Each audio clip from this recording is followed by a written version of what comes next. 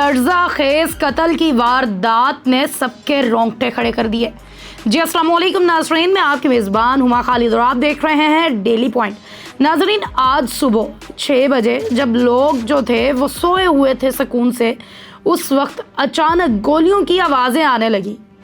जब पूरा मोहल्ला इकट्ठा हुआ तो घर में जो मंजर था वो देखकर दंग रह गया। उस मंजर से सबके होश उड़ गए। 5 लाशें एक साथ एक घर में पड़ी थी। नाज़रीन, ये वाक़या है क्या?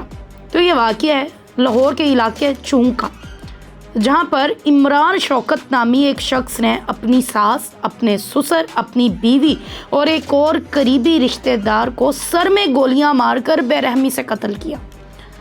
नाज़रीन, इमरान शौकत, जिसकी 6 महीने पहले बरकत कॉलोनी की समिया से शादी हुई थी और 6 महीने से वो अपना घर बसाने की कोशिश कर रहा था, काफ़ी ज़्यादा परेशान था, मेंटली स्ट्रेस्ड था, बीवी से बन नहीं पा रही थी, घर वालों का प्रेशर भी था, तो वो अपनी बीवी को अपने घर वापस लेकर जाना चाहता था। मोस्टली हमारे यहाँ जब शादियाँ होती हैं तो ये होता है कि जब एक लड़की ब्याह कराती है तो लड़के के घर वाले उसे फ़ौरन प्रेशराइज्ड करते हैं, और जब उन्हें ये लगता है कि ये तो हमारे मुताबिक है ही नहीं, तो फिर उस रिश्ते में जो है वो कमियां निकालना शुरू कर देते हैं, जिससे मियाँ बीवी का रिश्ता आपस में डिस्टर्ब होता है। यही हुआ समिया और इमरान के रिश्ते में कि जब वो ब्याह कर गई तो ससुराल वालों को वो बर्दाश्त ना हो, उसकी चीज़ें ना समझ आई, आदतें ना समझ आई, जबकि ससुराल वाले ये नहीं सोचते कि हमें इस लड़की को भी टाइम देना चाहिए, उसकी नेचर को भी समझना चाहिए। लेकिन हमारी रवायात कुछ और कि लड़की खुद को उनके मुताबिक ढालती है, ना कि वो लड़की की नेचर को समझते हैं और उसमें ढलते हैं। नाज़रीन, इमरान अपनी बीवी को वापस लेकर जाना चाहता था अपने घर, जिसकी वजह से कई दफ़ा चक्कर लगा चुका था। इस दफ़ा वो दोबारा से अपनी बीवी को लेने के लिए उसके मायके आया। आते ही उसकी कुछ बहस हुई, घरेलू तनाज़ा हुआ, जिस पर इमरान पहले से ही माइंड बना कर आया हुआ था कि आज वो आर या पार करके जाएगा।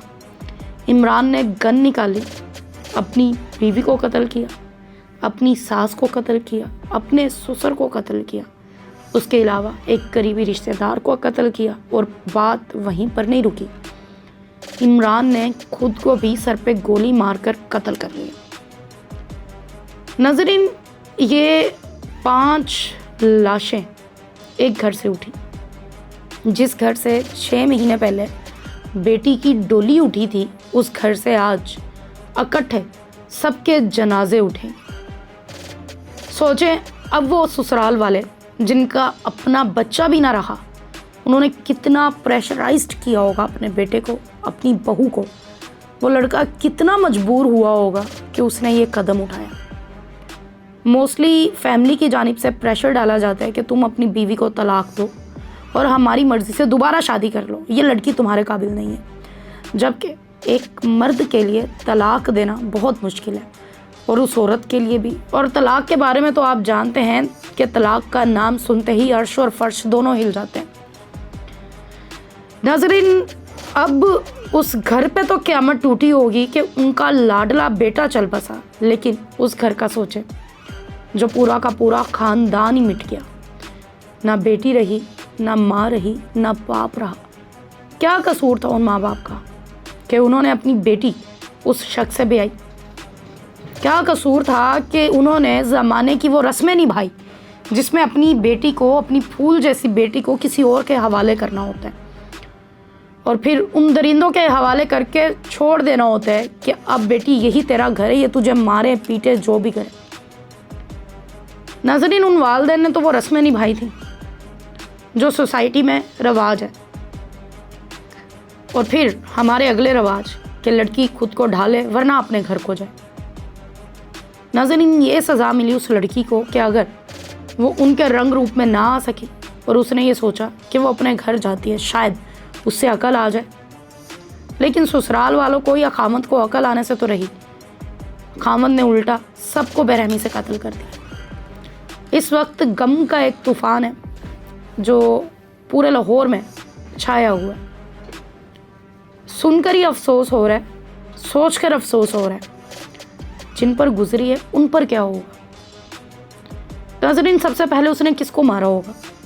अगर बेटी को कत्ल किया होगा तो माँ बाप तो जीते जी मर गए होंगे। अगर बाप को मारा होगा तो बीवी और बेटी, क्या क़यामत टूटी होगी कि हमारा सरपरस्त, हमारे सर का ताज हमसे छीन लिया गया। अगर माँ को मारा होगा तो एक खामन से उसकी बीवी और एक बेटी से उसकी माँ छीन लेना, क्या ही होगा? इमरान के आगे वो रोए होंगे, गिड़गिड़ाए होंगे, उसे समझाने की कोशिश की होगी, मिन्नतें तरले किए होंगे कि इमरान छोड़ दो, जाने दो, हमें माफ़ कर दो। उस बेटी ने क्या तरले किए होंगे कि ले जाओ मुझे, मैं सारी ज़िंदगी तुम्हारी गुलामी कर लूँगी, पर मेरे माँ बाप को छोड़ दो, मुझे मार लो। लेकिन उस वक्त उस पर वो हैवानियत सवार थी, वो शैतान सवार था कि उसने किसी की भी ना सुनी और बेरहमी से कत्ल कर डाला।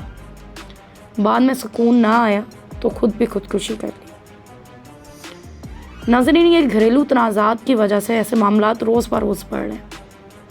हुकूमत होने वाले कत्लों को, ज़्यादतियों को तो रोक सकती है, लेकिन ये जो कातिल घर से ही निकलते हैं उनसे कैसे निपटेगी? क्या इसकी ज़िम्मेदारी भी हमारी हुकूमत पर है या हमारी है कि हम खुद को बदलें, खुद के रवैयों को बदलें, हमारे बच्चों की तरबियत बेहतर करें, मेंटली सुकून दें? नाज़रीन, आज महंगाई के दौर में हमारी आवाम मुक्ताई होती है। मर्द सारा दिन काम करते हैं, पैसे नहीं कमाते। जब घर जाते हैं तो घर जाते ही घर वालों का प्रेशर, बदतमीज़ियाँ, लड़ाइयाँ, पैसे, घर में कमियाँ, चीज़ें, ये सब उस पर डाल दिया जाता है। वो बर्दाश्त नहीं कर पाता वो प्रेशर, और फिर ऐसा कदम उठाता है जो कि आगे जाकर मसला बनता है। हमारे घर वालों को भी सोचना चाहिए कि जब एक शख्स काम से वापस आता है तो उसे मोहब्बत से वक्त दें, उसे खाना पूछे, उसे पानी पूछे, उसका दिन कैसा गुजरा ये पूछे।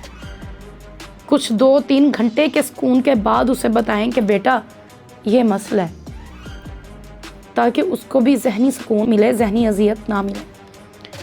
आज ये पूरा ख़ानदान बर्बाद हो गया और ऐसे कई ख़ानदान बर्बाद हो चुके हैं इन्हीं चीज़ों की वजह से। बेहद अफसोस है और हम उनके गम में शरीक हैं। मुझे इजाज़त दें, मिलते हैं अगले व्लॉग में। वस्सलाम।